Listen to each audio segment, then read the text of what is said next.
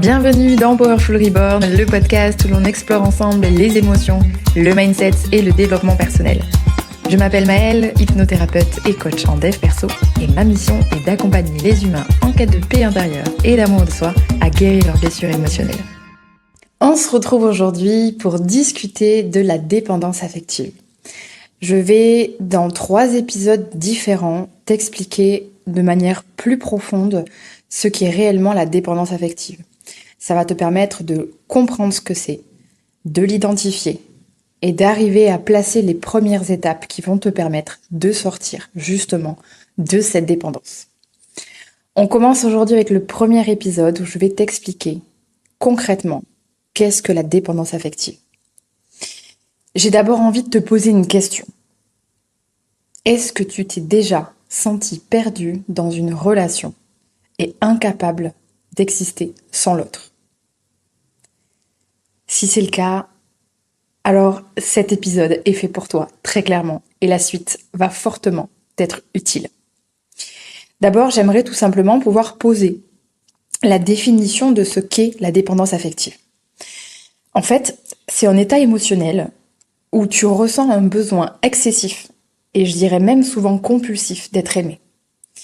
Même parfois le besoin d'être validé, d'être rassuré par les autres, par ton copain, par ta copine, peu importe, afin de te sentir en sécurité et entière.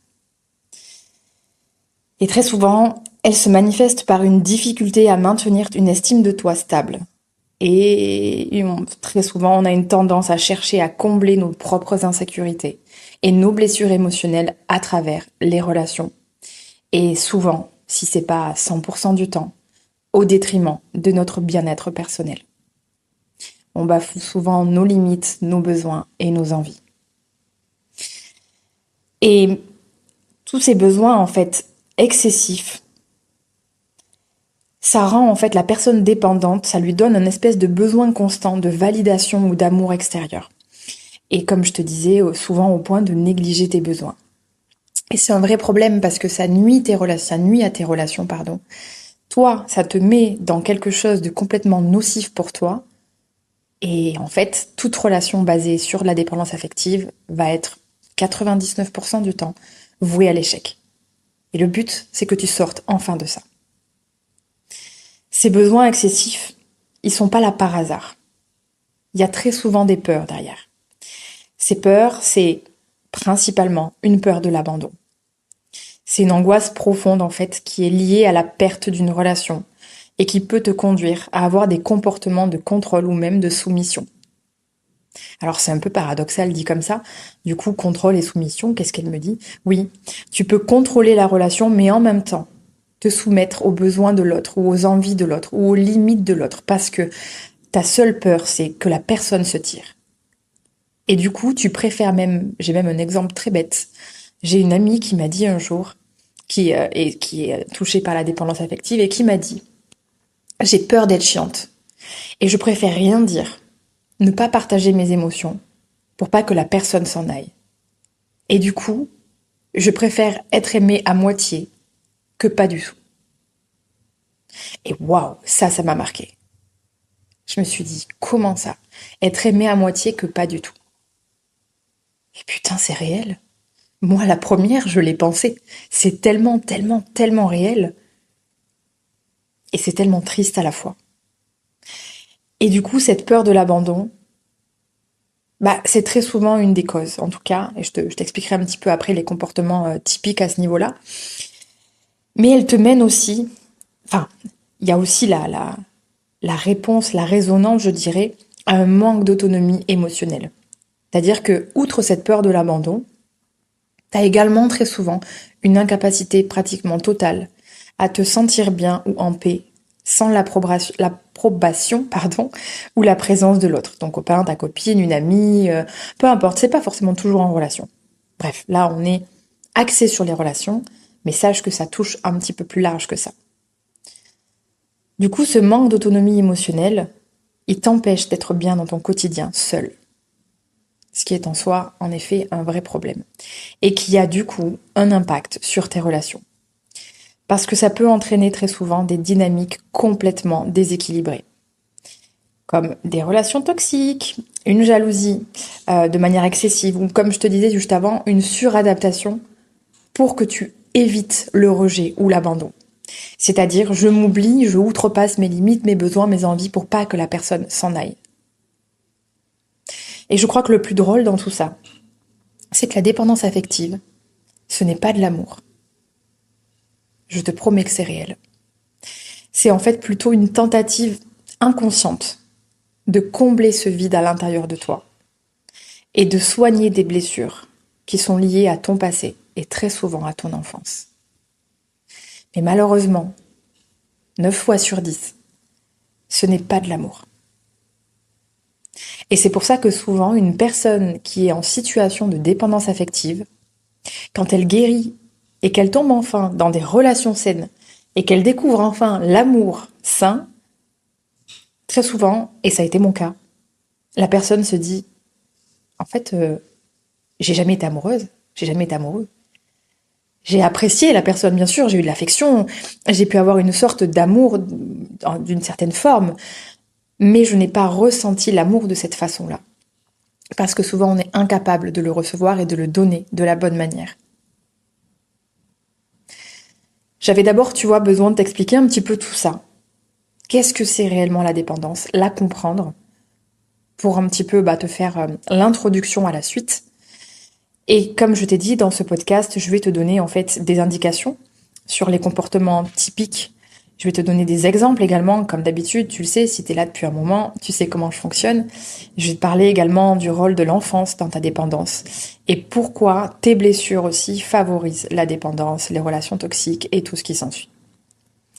Donc déjà, je vais pas forcément le détailler dans cet épisode, mais je vais brièvement t'expliquer un petit peu les comportements typiques d'une personne en situation de dépendance affective. Ça fera peut-être écho chez toi. Il y en a plusieurs. Je vais te parler des principales. Très souvent, on retrouve l'hyperattachement, la peur excessive de l'abandon et le besoin constant de validation. Je suis persuadée que si tu es concerné, il y a au moins 2 comportements sur 3 qui t'ont fait tilt. Qu'est-ce que l'hyperattachement? L'hyperattachement, en fait, ça se manifeste par ton besoin intense d'être constamment connecté à l'autre. Et c'est souvent, en fait, de manière déséquilibrée ou envahissante, parce que cette peur inconsciente de l'abandon ou du rejet fait que tu as eu et que tu as actuellement un manque de sécurité affective. Et ce manque de sécurité affective vient, sans nul doute, de ton enfance. Et ça va être ce côté où on est toujours collé à l'autre, on va être justement peut-être dans de la jalousie, des comportements qui ont ni queue ni tête parce qu'on a peur et qu'on a besoin seulement en fait d'être rassuré. Sauf que l'impact que ça peut avoir sur tes relations, c'est que la personne en face, elle peut se sentir étouffée, envahie, ça peut créer des tensions. Et toi, en plus de ça, ça peut te mettre dans ces patterns de suradaptation pour éviter de perdre cette connexion. Ensuite, cette peur excessive de l'abandon, c'est irrationnel, mais c'est légitime et très souvent, elle est au cœur de la dépendance affective. En fait, elle te dicte des comportements pour tout faire pour éviter à tout prix la séparation. Et souvent, tu vas même faire des dingueries. Tu peux faire vraiment des choses mais ne sont même pas dans tes valeurs, qui ne te correspondent pas, qui tu vas même ne plus avoir d'estime. Tu vas être totalement, tu vas être dans la phase un petit peu soumise. Tu auras même plus d'intégrité. Tu peux vraiment aller très très loin en fait, te faire marcher dessus, vraiment te faire cracher dessus, parce que tu ne veux pas que la personne s'en aille. C'est ta plus grande peur. Donc, ton cerveau, ton ego va te protéger et va tout faire pour que tu ne souffres pas, donc que tu ne perdes pas cette connexion, cette personne. Et c'est une grande tristesse, très clairement. Et très souvent, comme je te disais, ça vient en fait des expériences que tu as vécues dans ton enfance. Un parent absent physiquement ou émotionnellement, ou des séparations traumatisantes, une adoption parce que t'as plus tes parents, il y a 1001 raisons. Mais souvent, et j'ai envie de dire, elle vient forcément en tout cas de ton enfance. Et ça peut être aussi, même si tu as eu des parents disponibles, ça peut être un manque en fait de modèles de relations stables et sécurisantes. Par exemple, si tes parents ont eu une relation toxique, si tes parents ont eu une relation à distance, enfin peu importe. Quelque chose qui a fait que tu ne t'es pas senti rassuré par ces modèles en fait. Par tout simplement tes parents ou les adultes avec qui tu vivais sont tes modèles d'attachement, sont tes modèles de référence. Et si eux-mêmes n'étaient pas sains dans leur relation, alors forcément ça crée aussi ça. Et forcément, tu retournes toujours dans les patterns de dépendance émotionnelle, donc ça peut être oppressant pour l'autre. Et cette peur, elle peut clairement, comme je te disais, provoquer des comportements complètement paradoxaux. Tu peux être sur un surcontrôle ou même un retrait émotionnel. Et parfois, on va vraiment loin et c'est pas évident. Et crois-moi, je te comprends. Ensuite vient le besoin, comme je te disais, de validation de manière constante. En fait, souvent, quand on est dans ce pattern de dépendance affective, on cherche sans cesse à être rassuré sur notre valeur et sur l'amour que l'autre nous porte. Forcément, ça vient blessure de rejet, blessure d'abandon. Ou alors, même si tu as eu, comme je disais, des parents absents physiquement ou émotionnellement, ou même s'ils étaient présents, il suffit juste qu'un parent dans ton enfance, de manière assez répétée, ait eu une certaine forme de manque de validation émotionnelle, parce qu'ils étaient peut-être distants, critiques, peu importe. Et boum, tu crées la blessure, tu crées le schéma, tu deviens indépendant affectif. Alors attention, il y a aussi très souvent, issus des mêmes blessures de rejet ou d'abandon, des enfants qui vont réagir différemment. Il y a deux choix. Soit tu deviens indépendant affectif, soit tu deviens un hyper indépendant. Et là, tu es plus dans le mode fuyant, je fuis les relations, j'ai peur de l'engagement, etc. C'est pas le cœur du sujet aujourd'hui, mais je le place quand même, que tu puisses comprendre que même si toi, peut-être, tu ne te retrouves pas dans la dépendance affective, quand je te parle comme ça par rapport au comportement, sache bien qu'il y a aussi les comportements contraires, mais qui vont avoir la même blessure, la même origine. Au moins, tu le sais. Donc, en résumé, je dirais que tous ces comportements vont faire que la personne en face de toi va se sentir en fait sous pression. Et même, elle peut avoir une certaine forme de responsabilité de ton bien-être émotionnel. Sauf que c'est pas à la personne de faire en sorte que tu sois bien émotionnellement. On va pas rentrer dans les détails de ce qu'est un couple équilibré ou sain, mais dans tous les cas, ton bien-être émotionnel t'appartient. Et cette dynamique, malheureusement, elle peut épuiser les deux partenaires, menant du coup à des conflits ou même une rupture. Mais je préciserai quand même qu'il ne faut pas te blâmer, d'accord ? Ces comportements, c'est des mécanismes de défense complètement inconscients. C'est juste pour te permettre de combler ce putain de vide intérieur que tu ressens. Même si c'est par contre lié à tes blessures, il y a des peurs qui sont complètement légitimes, comme je te disais, même si c'est parfois irrationnel, malheureusement, ça peut devenir destructeur si c'est pas reconnu et travaillé. C'est pour ça que la prise de conscience, c'est vraiment la première étape, pour commencer déjà à retrouver un équilibre émotionnel. Je le dis très souvent, et j'en ai fait même un post. Imagine que ta dépendance, c'est une hémorragie interne. Et chaque personne que tu rencontres, chaque relation dans laquelle tu es, vient faire garrot. Super, tout va bien, la personne est là, tout est ok. Si la personne s'en va, si la personne ne te rassure pas, si elle te quitte, l'hémorragie reprend. Le but, c'est quoi ? D'apprendre à faire le garrot, toi-même, pour ne plus jamais avoir à dépendre de qui que ce soit, pour ton propre bonheur intérieur, pour ta paix intérieure. C'est vraiment important. Je sais que personnellement, je l'ai souvent fait dans mes relations, comme tu le sais, je ne sais pas si tu as écouté d'autres podcasts ou si tu me suis depuis longtemps ou voilà. Mais j'ai été très longtemps dans cette situation de dépendance affective. Et j'ai souvent fait des choses. Par exemple, je vais te donner un exemple. J'étais dans une relation en 2017 qui était extrêmement passionnelle et fusionnelle. J'étais folle amoureuse de ce garçon. Enfin, je le pensais. Bien entendu, à l'époque, je le pensais. Et j'ai absolument bafoué toutes mes limites, toutes mes envies. Je vivais sans cesse dans l'angoisse, juste parce que je ne voulais pas le perdre. Il avait des peurs et des blessures également, il me les rejetait dessus, et du coup je me sentais responsable. Jusqu'au point où il m'a pas demandé directement, mais en gros il m'a fait comprendre que mes réseaux le dérangeaient. Et à l'époque, en 2017, j'avais un compte qui était à 20 ou 25 000 abonnés. Donc aujourd'hui j'aurais sûrement un plus gros compte, peu importe. Et par amour, enfin, parce que je croyais être de l'amour, j'ai supprimé mon compte Instagram. Pour une personne. Alors que c'était déjà à l'époque le réseau où je partageais mon coaching sportif quand j'étais coach, etc. Pour te dire à quel point on peut faire des conneries quand on est justement enfoncé profondément dans ces patterns. J'ai supprimé mon Instagram, j'ai supprimé mon Snapchat, j'ai tout supprimé, juste pour lui. Pour que finalement, il me quitte. Je me retrouve sans compte Instagram, sans mec, tout va bien. Mais tout ça pour te donner l'exemple que c'est important aussi de rester bienveillant face à toi, de reconnaître les erreurs que tu fais, mais de ne pas oublier que c'est ces grandes blessures, cette grande blessure de la dépendance qui te fait agir. Oui, tu as un pouvoir dessus, mais c'est important aussi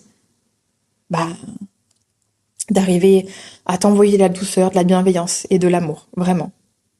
C'est vraiment super important. Après ce petit exemple, comme tu le sais, c'est mon habitude dans les podcasts, je suis toujours en train de raconter ma life, mais c'est aussi ma façon de vous transmettre. Je voudrais te parler justement un petit peu plus profondément de ces origines émotionnelles par rapport à la dépendance. Comme je viens de t'en parler, on touche très souvent au rejet et à l'abandon. Et je vais t'expliquer un petit peu plus, surtout comment ces blessures sont créées et comment ça se manifeste après dans ta dépendance, ou du moins comment tu deviens dépendant. D'abord, il y a la blessure de rejet. Cette blessure, elle se forme généralement quand tu te sens en fait exclu ou peut-être non désiré durant ton enfance. Ça ne veut pas dire forcément que c'est quelque chose d'ultra méga traumatisant que tu as vécu. C'est peut-être parfois des petites répétitions.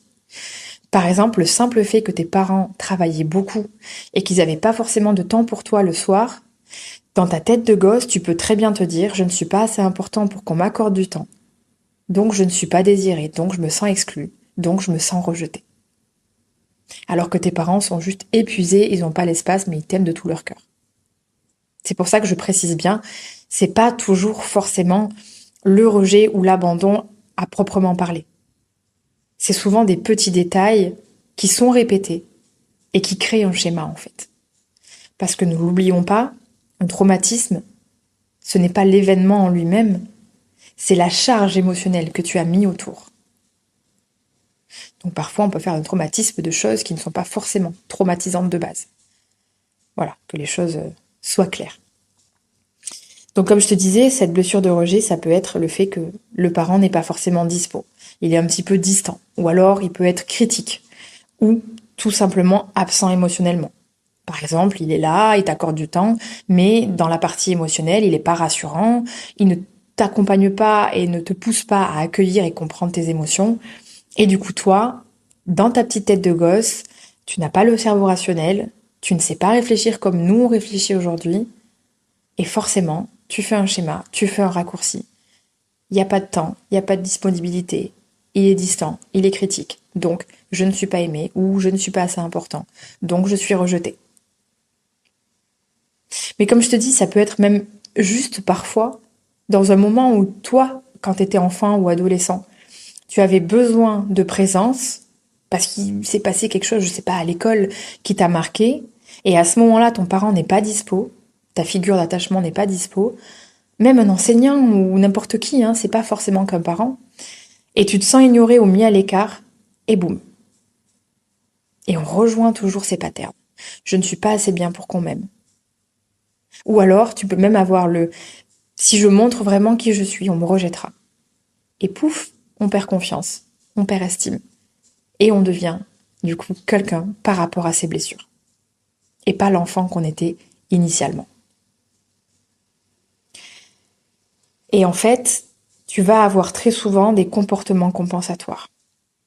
Comme je te disais, si tu as du coup ces croyances peuvent être nombreuses. Attention, là je te donne quelques exemples, mais elles peuvent être nombreuses. Tu peux avoir tout un tas de comportements compensatoires.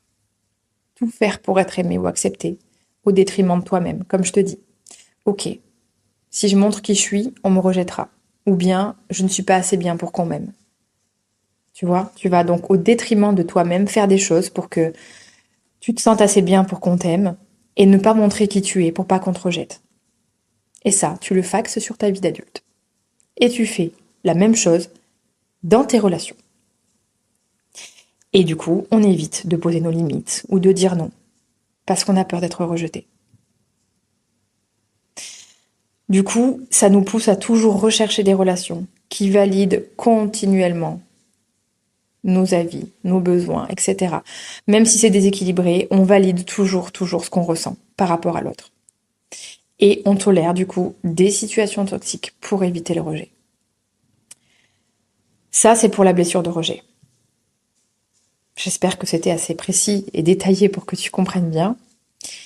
Et je vais t'expliquer maintenant la blessure d'abandon.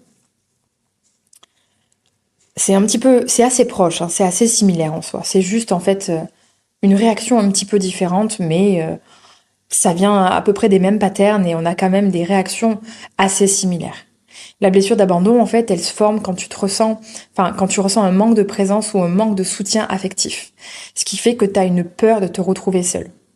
Par exemple, comme je disais tout à l'heure, t'es à l'école, il se passe une dinguerie, t'es petit, t'as besoin d'en parler, tu te sens tout seul, et à ce moment-là, ta figure d'attachement ou tes parents ne sont pas dispo pour te rassurer. Du coup, tu vas associer inconsciemment dans ta tête solitude égale danger égale peur. Donc je ne peux pas être seule parce que si je suis seule, je crains quelque chose. Donc je vais toujours me rattacher à quelqu'un, même si ce quelqu'un n'est pas rassurant, au moins je ne suis pas tout seul. Malheureusement. Et souvent, ça vient justement, comme je le disais juste avant aussi, d'une absence physique ou émotionnelle de ton parent ou tout simplement d'une figure d'attachement. Ou alors aussi des changements familiaux assez radicaux, comme un divorce, un décès. Et toi, à ce moment-là, dans ta tête, tu vas te dire, ok, je vais tout faire pour être parfait, parfaite, pour qu'on reste avec moi. Si je ne fais pas tout pour l'autre, alors il me laissera tomber. En fait, tu vas tout faire pour ne pas te retrouver seul. Et forcément, en relation, qu'est-ce qui se passe? Tu crées une suradaptation aux besoins de l'autre, même si ça entraîne une perte de toi. Mais tu feras tout pour créer un attachement, même s'il est excessif, pour éviter cette solitude. Et forcément, tu t'attaches à des relations qui sont malsaines, qui sont toxiques, parce que tu as juste peur de perdre l'autre. Et tu peux même ressentir un danger émotionnel imminent dès qu'un partenaire prend de la distance. Du style, s'il se détache, s'il est un peu distant, je suis en danger. Vraiment, pour le coup, c'est, comme je le dis souvent, hein, nos traumas, nos blessures, elles sont complètement légitimes. Mais elles sont souvent irrationnelles parce que quand on est enfant, c'est notre seul moyen de comprendre la situation. Mais quand t'es adulte, tu sais bien que si le partenaire prend un peu de distance, ou qu'il part en vacances sans toi, ou je ne sais quoi, que tu ne risques rien en fait. Tu le sais tout ça. Mais le schéma fait que tu n'arrives pas à avoir une certaine forme de rationalité sur ta blessure. C'est triste, mais c'est réel. Et du coup, pour te résumer un petit peu, pour que tu puisses peut-être identifier de ton côté euh, quelle est l'importance de ton enfance dans la formation de cette blessure, je vais tout simplement rappeler un petit peu les points que j'ai dit juste avant. Rappelle-toi bien que ça vient très souvent d'une absence émotionnelle d'un parent, qui peut être présent physiquement, mais totalement absent émotionnellement. Ce qui peut perturber du coup le développement affectif de l'enfant. À l'inverse, il peut être aussi absent physiquement, c'est-à-dire que un parent qui voyage beaucoup pour le travail ou des parents divorcés, etc. Tu vois, ça marche dans les deux sens. Mais souvent, les signes du coup de cette absence émotionnelle, ça peut être un parent qui est peu démonstratif ou stressé, un parent qui est occupé, qui est distant, qui est centré sur ses propres problèmes parce qu'il a ses problèmes aussi d'adulte, tu vois, ou tout simplement il t'a pas forcément écouté ou n'a pas validé tes émotions à l'instant où tu en avais besoin. Et tout ça, ça crée un manque de sécurité émotionnelle. Tu ne te sens pas vu, tu ne te sens pas compris, comprise. Et du coup, ça entraîne chez toi un besoin constant de validation externe. Et comme je te disais juste avant, il y a aussi cette peur de l'autonomie.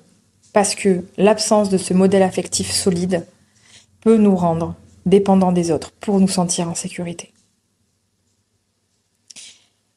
Et c'est là qu'on rentre dans les schémas répétitifs de la dépendance. Et il y a aussi du coup un rôle important, c'est que ces schémas répétitifs peuvent aussi venir des schémas répétitifs de tes parents. Admettons que tu as un de tes parents, ou les deux, j'en sais rien, peu importe, mais qui est aussi dans cette dépendance affective, donc dans ces schémas répétitifs de dépendance. Toi, tu vas observer ce comportement chez ta figure parentale, et ça influence directement tes schémas relationnels à toi en tant que gosse. Si par exemple ton parent, ton père ou ta maman va chercher constamment l'approbation de l'un ou de l'autre, va peut-être être très exigeant, ou très critique, bah du coup tu peux développer aussi une dépendance à la validation pour compenser en fait ce manque de reconnaissance.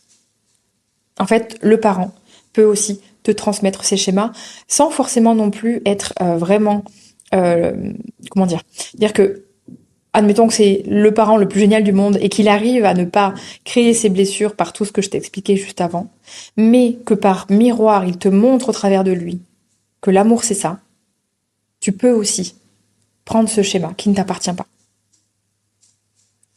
Parce que du coup, les conséquences ensuite, c'est que tu apprends en tant qu'enfant à associer amour-propre avec approbation des autres. Et tu reproduis forcément ces dynamiques dans tes relations amoureuses et sociales. Comme je disais juste avant, et c'est là le souci de l'impact de cette blessure, c'est que rejet ou abandon, ou les deux, elles vont venir créer ce vide intérieur en toi. Et forcément, une insécurité émotionnelle. Et tu vas toujours chercher à combler ce vide à travers tes relations. Donc on est dans une forme de dépendance à l'amour qui n'est même pas une vraie forme d'amour en soi, mais parce qu'on est complètement insécure émotionnellement. C'est pour ça que travailler ces blessures, ça te permet en fait de développer ta propre autonomie émotionnelle et enfin de retrouver un équilibre dans tes relations. Et comme je disais tout à l'heure, on fait référence au garrot. Tu apprends à faire le garrot tout seul, toute seule. Tu guéris pour justement ne plus reproduire ces schémas.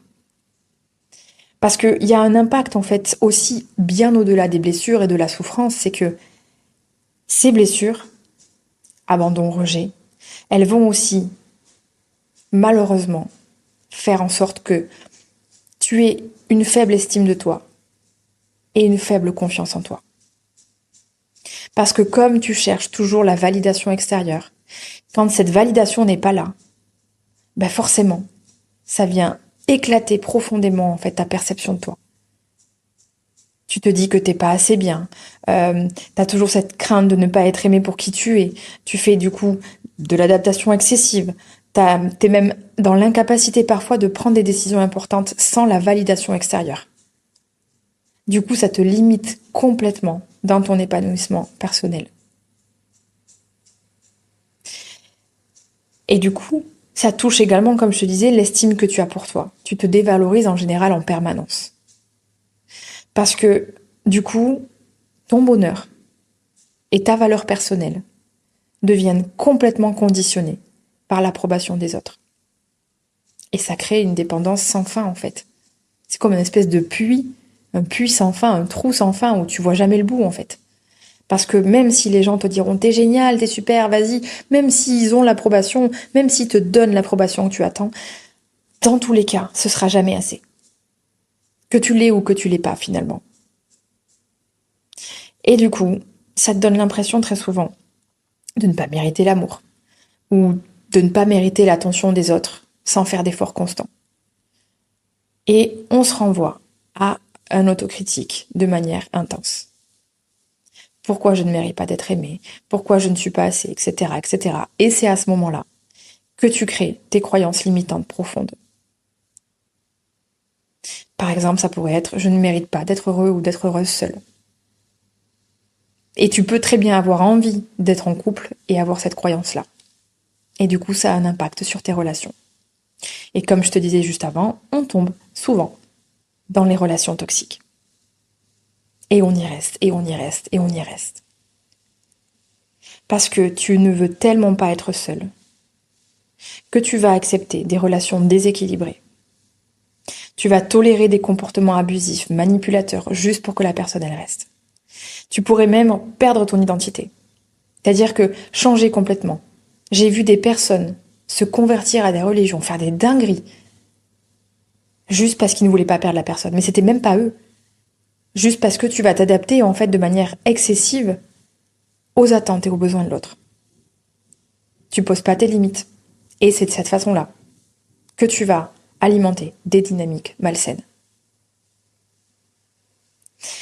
Et cette insécurité émotionnelle, comme je disais juste avant, qui peut te mener du coup à des comportements extrêmes, ça mène du coup à tous les comportements typiques que je t'ai expliqués au début. T'es tellement insécure que tu vas être dans l'hyperattachement par peur de perdre la personne. Puis tu peux aussi être dans le détachement total par peur qu'on te rejette. C'est là la différence en fait souvent entre rejet et abandon, c'est que abandon, on fait tout pour pas être abandonné. Rejet, à la différence, c'est que parfois on a tellement peur d'être rejeté qu'on va rejeter l'autre avant. Ça marche aussi. C'est pour ça que je te dis attention, quand je parle de dépendance, il y a plusieurs réponses. C'est pas seulement la réponse de l'hyperdépendant. Il y a aussi l'hyperindépendant, qui clairement peut être en face d'une personne géniale en amour et se dire « Oh putain, j'ai le risque d'être rejeté, je me casse, je ne m'engage pas ». Et là, on fera un petit coucou à mon voisin qui s'est retrouvé dans une relation très saine et qui m'a regardé, qui m'a dit « Mais je peux pas m'engager, j'ai peur ». Et qui est parti. Il y avait rien de toxique, rien de malsain. Mais c'était pas possible pour lui. Lui, sa réponse était l'hyper-indépendance. Comme je te dis, je creuse pas forcément trop là-dessus puisqu'on est quand même axé sur le dépendant affectif, l'hyper-dépendant, mais les deux fonctionnent. Voilà, j'ai quand même envie de te le rappeler. Donc du coup, ça peut te mener, le fait parfois de te sentir, enfin la peur d'être rejeté et de partir brutalement, ça peut en fait te mettre dans une espèce de cycle en alternance en fait entre des moments d'intensité fusionnelle de oh, je veux être avec la personne, je veux pas la perdre, etc. et en même temps de rejet. Et ça rend tes relations complètement instables émotionnellement. Et tu te retrouves très souvent dans l'angoisse permanente. Est-ce qu'il va partir? Qu'est-ce qu'il fait? Est-ce qu'il m'aime? Est-ce que je suis assez? Dès qu'il va ajouter une personne sur Instagram, il ou elle, oh là là, et si c'est mieux que moi? Et si... Et voilà. Et sauf que du coup, tu n'es jamais serein, sereine dans ta relation. Ça te rend complètement dans l'incapacité de construire une relation stable et épanouissante. Vraiment. Donc, si tous ces points t'ont parlé, sache bien que si c'est des choses que tu fais dans ton quotidien, dans ta relation, que tu as fait dans des relations passées, tout ça, tu vas avoir besoin de le guérir pour enfin vivre des relations épanouies. Plutôt que de se mettre dans l'espèce de système de déresponsabilisation. Oui, mais tous mes ex m'ont trompé, je tombe toujours sur des connards. Oui, et inversement pour les hommes. Hein. Très bien. Pose-toi la question, qu'est-ce que je peux retirer de cette situation? Excuse-moi pour ce que je vais dire, mais si tu attires toujours des connards, des connasses, il y a une raison. Ça ne veut pas dire que tu mérites ça, attention. Ça veut juste dire qu'il y a sûrement une grande leçon à comprendre derrière. Et tant que tu la comprends pas et tant que tu ne vas pas guérir, tu vas toujours attirer ce genre de relation. Donc c'est le moment pour toi de vraiment commencer à guérir ces blessures et cette dépendance pour que tu puisses enfin être heureux ou heureuse dans ta relation. Parce que pour faire une petite conclusion et en faisant un résumé des points clés, je dirais que la dépendance affective, elle t'épuise en fait sur le plan personnel. Elle diminue ta confiance en toi, ton estime, et en plus, elle renforce tes mauvaises croyances, tes croyances limitantes. Elle fragilise tes relations, elle crée des dynamiques toxiques, instables, immatures émotionnellement, non épanouissantes. Tout ça pourquoi? Pour combler le vide à l'intérieur de toi. Et surtout, et écoute bien ce que je vais dire, pour combler le vide intérieur par l'extérieur. Alors que le vide intérieur se remplit par l'intérieur. Tout ça, je te détaillerai dans les prochains épisodes sur la dépendance, mais sache-le bien. Et je répète, le vide intérieur se remplit par l'intérieur. C'est à toi de bosser sur toi pour remplir ça et changer tes relations. Et ce n'est pas à l'autre de changer. Parce que pour l'instant, cette dépendance, elle t'empêche de vivre une paix intérieure, authentique et durable. Donc si tu es arrivé jusqu'ici déjà, écoute, merci pour ton écoute. Félicitations à toi, parce que je parle beaucoup. Et je dis beaucoup de choses, je débite. Mais déjà, surtout, j'ai envie de te rassurer, de te dire que si cet épisode t'a permis de comprendre ce qu'est réellement la dépendance, c'est déjà la première étape. Et c'est sûrement une des plus importantes. C'est pour ça que je t'ai fait cet épisode aujourd'hui.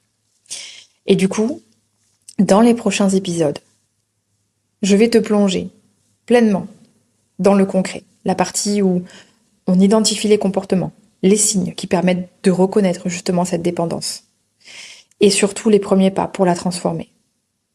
Parce que oui, c'est possible de s'en libérer et de retrouver cette autonomie émotionnelle. Et là, pour le coup, je t'ai expliqué plutôt ce que c'est, l'origine, et comment tu mets en place ces comportements inconscients dans ton quotidien. Donc reste à l'écoute, parce que les prochains épisodes arrivent très vite. Donc reste connecté. Et puis je te remercie pour ton temps, et je te dis à très bientôt.